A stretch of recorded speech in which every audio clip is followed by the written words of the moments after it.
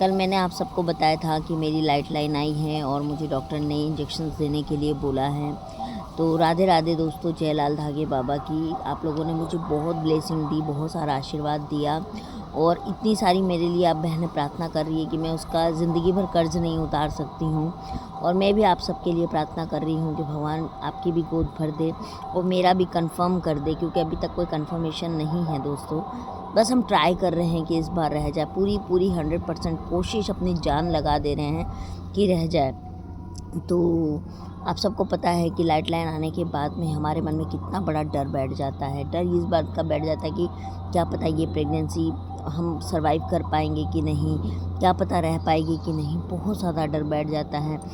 तो मैं भी बहुत ज़्यादा अंदर से टेंशन में हूँ। लेकिन हाँ, डॉक्टर ने कहा है कि तुम्हें टेंशन नहीं लेना, होना है होगा ही, और इस बार नहीं अगले बार होगा, अगले बार नहीं अगले बार होगा, लेकिन तुमको सोचना नहीं है। लेकिन सबसे अच्छी बात ये है ना दोस्तों कि मेरी प्रेगनेंसी रह जा रही है।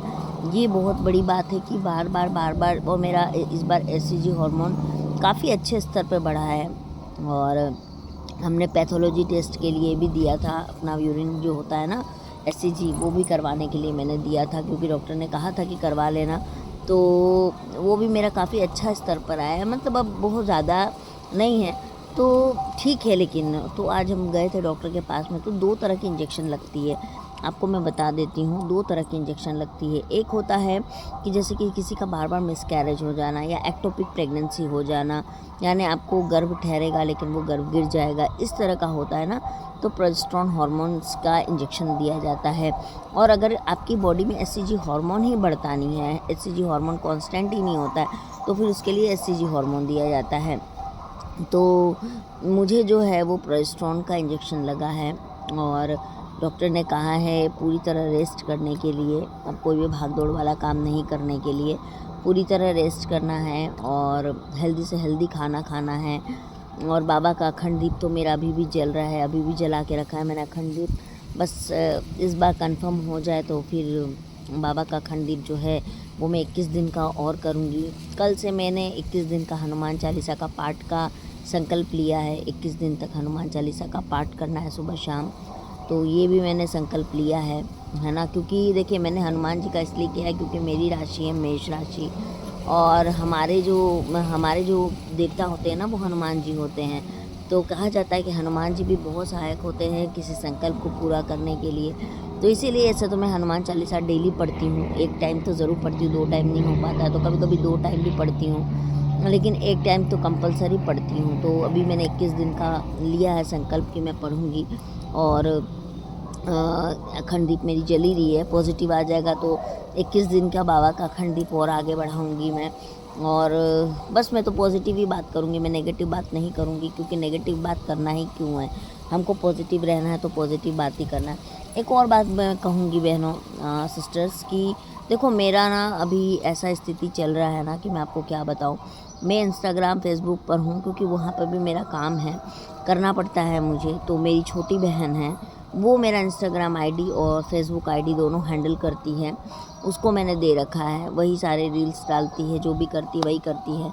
तो वो मुझे बता रही थी कि दीदी कुछ ना आपके इंस्टाग्राम पर मैसेजेस आ रहे थे, तो मैं आपसे ना रिक्वेस्ट करना चाहती हूँ कि आप मुझे इंस्टाग्राम पर मैसेज ना करें या फेसबुक पर मैसेज ना करें, क्योंकि मैं नहीं देखती हूँ। मेरी दोनों छोटी बहन हैंडल करती है, क्योंकि प्रमोशंस के भी कुछ काम आते हैं ना, तो वही सारा बातचीत करती है, वही काम लेती है, कॉलअप करती हैं।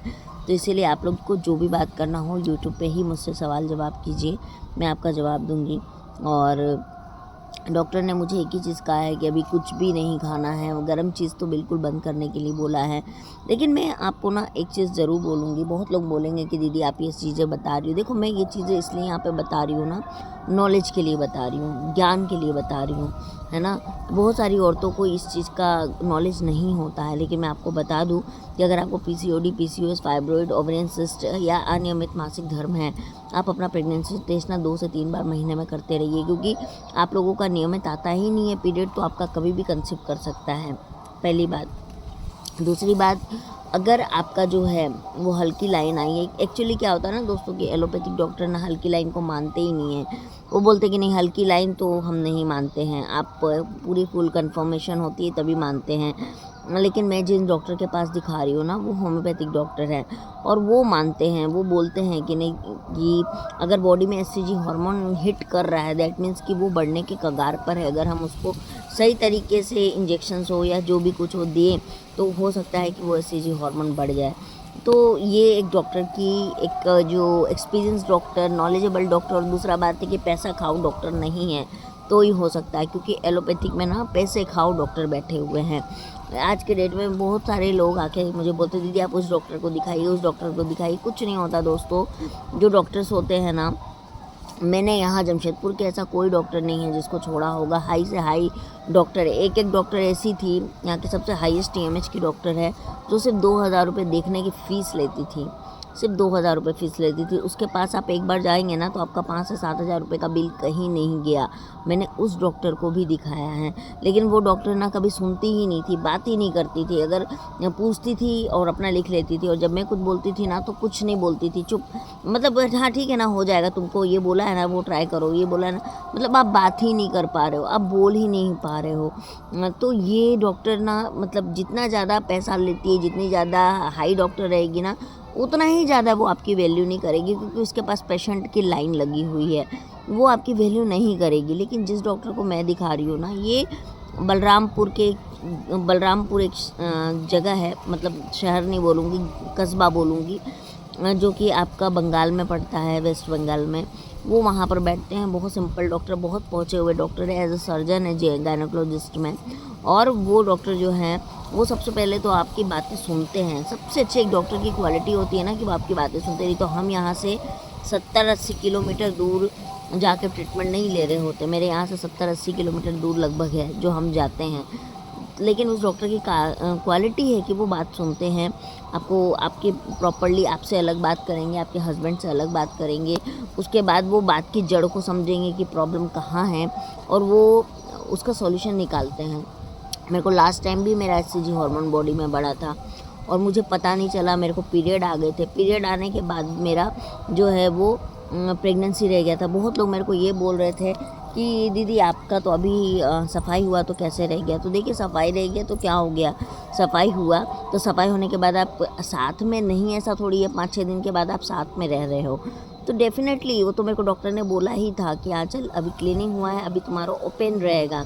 अगर तुम फिज़िकली अपने आप को समझ रही हो कि तुम स्ट्रेंथ है तुम्हारे अंदर, तो 2-4-5 दिन के बाद में अपने पति के साथ में तुम रहना चालू कर देना। बहुत हाई चांसेस होते हैं 2 से 3 महीना सफाई करने के बाद कि तुम्हारी प्रेगनेंसी कंसीव हो जाएगी।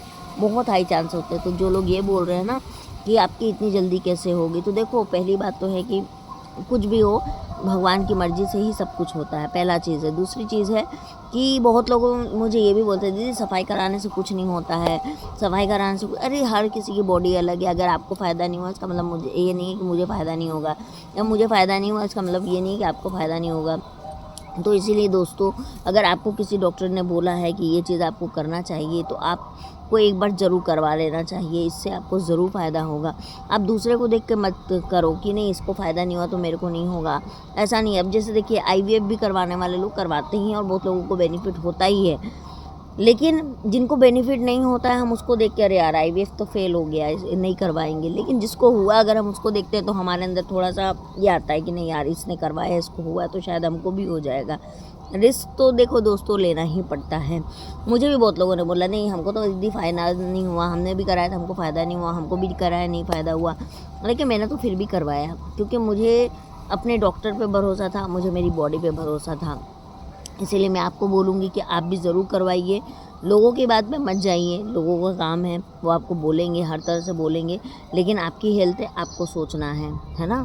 तो अभी तो मेरे को पर्सनल हार्मोन की इंजेक्शंस लग गए हैं, अब रेस्ट करना है, अब देखते हैं क्या होता है।